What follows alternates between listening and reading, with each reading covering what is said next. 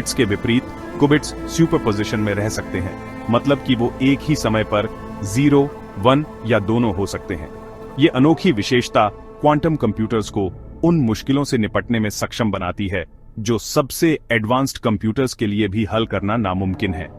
Quantum computers का विकास अभी शुरुआती दौर में है, लेकिन अलग अलग क्षेत्रों में इसका संभावित प्रभाव निर्विवाद है।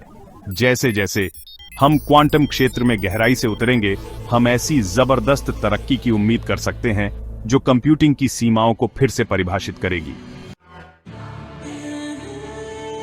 एक ऐसे कंप्यूटर की कल्पना करो जो कुछ ही सेकंड में ऐसी प्रॉब्लम्स सॉल्व कर सकता है जिन्हें हल करने में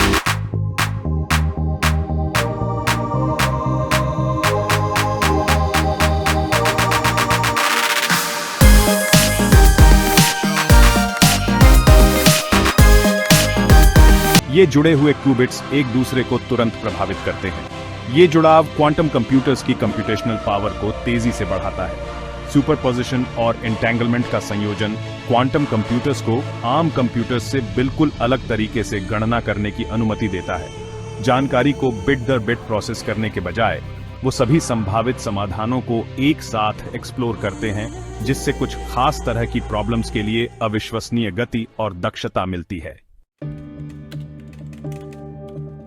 क्वांटम कंप्यूटिंग का विकास इतिहास में प्रतिभाशाली दिमागों की सामूहिक कुशलता का प्रमाण है।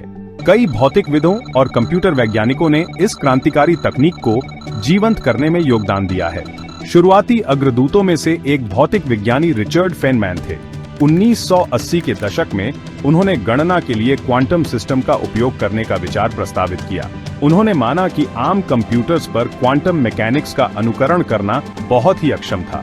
उन्होंने सुझाव दिया कि क्वांटम सिद्धांतों पर आधारित कंप्यूटर्स बनाना ज्यादा स्वाभाविक और शक्तिशाली तरीका होगा।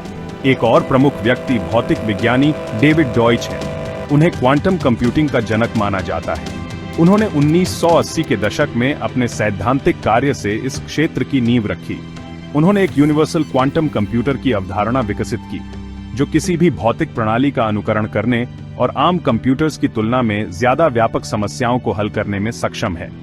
हाल ही में पीटर शोर और लव ग्रोवर जैसे वैज्ञानिकों ने महत्वपूर्ण योगदान दिया है। शोर ने एक क्वांटम एल्गोरिथम विकसित किया जो व्यापक रूप से उपयोग की जाने वाली एन्क्रिप्शन विधियों को तोड़ सकता है, जो क्वांटम गणना की संभावित शक्ति को प्रदर्शित करता है।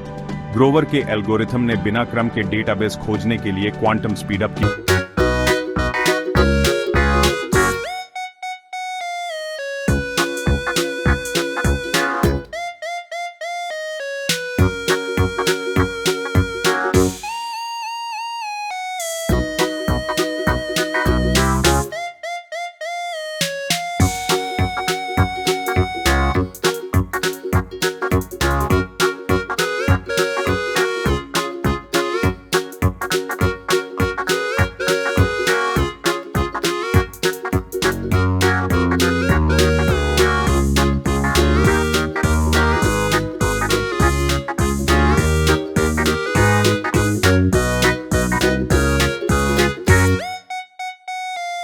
होती हैं।